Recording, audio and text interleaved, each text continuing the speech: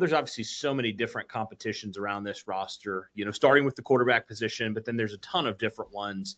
And so I'm curious for you, James, with some of these positions, some starting positions that, some guys are battling through, and also some of those back into the roster type position battles. Maybe we can start with some of the starters. Who have been some of the standouts for you? Some of the guys that we said, hey, one of these guys needs to figure it out and needs to become, maybe that full-time number one guy. Who have been some of your big standouts that you've noticed consistently through training camp for you? Great question, Cody. I'll go with one on each side of the ball, offense and defense. Offense, I'll go A.D. Mitchell.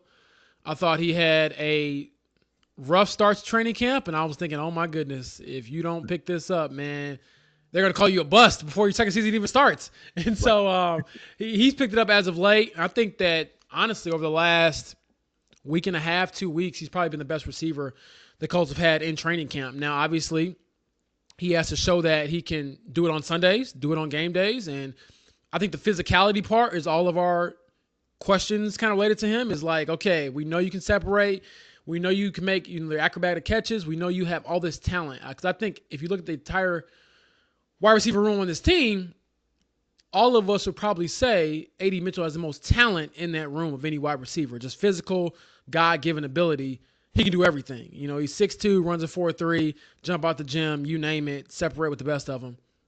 So he's looked the part for sure. It looks more comfortable and smooth. I actually just put a piece out on The Athletic about an hour ago where I watched him yesterday in practice, Cody, all practice. Just one player, lock in on him. So I was able to kind of see some stuff that maybe other people wouldn't notice or wouldn't see. So I encourage you all to check that out. It was fun to kind of see how he goes about practice. And one thing I noticed, Cody, is that he asks a ton of questions to a ton of different people. So in between that hour and 10-minute practice yesterday, hour and whatever, however long it was, hour and a half, hour and 40 minutes, he was talking to, both quarterbacks.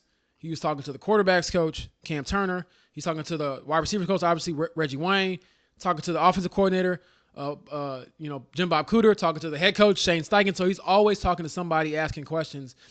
And I think that's why he's had some success, and it's come early on throughout training camp.